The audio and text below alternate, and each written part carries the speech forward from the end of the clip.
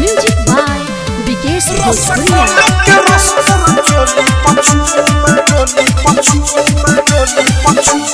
कइले हरे छौरी के नई नसता बारे बंगाल के माल का तो सस्ता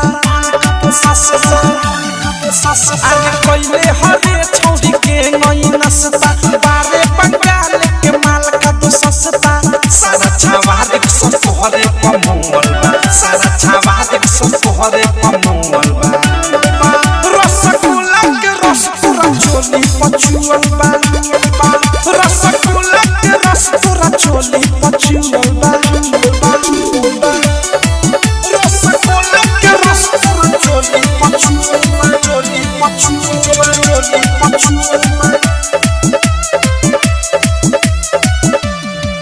रसगुल्ला के रस पूरा चोली पचुअल चोली पचुअल चोली पचुअल कहला कहता रू हमारा तो चुप चुप देखो नी पिका पावा में खात रहलू गुप गुप कहला कहता रू हमारा तो चुप चुप देखो नी पिका पावा में खात रहलू गुप गुप धइले बा हाथ कोनो लागता कि छुअल बा धइले बा हाथ कोनो लागता कि छुअल बा रसगुल्ला के रस पूरा चोली पचुअल बा रसगुल्ला के रस पूरा चोली पचुअल बा रसगुल्ला के रस पूरा चोली म्यूजिक बाय विकेश भोजपुरिया। रिकॉर्डिंग स्टूडियो छावला।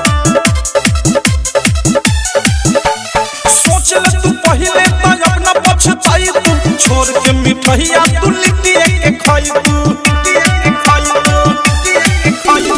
अनुराग मुकेश कहे नहीं पछताई तू छोड़ के मिठैया तू लिट्टी के खाई तू प्रेमियों देश कहे कामना के दुअल बा राइटर थारू कहे कामना के दुअल बा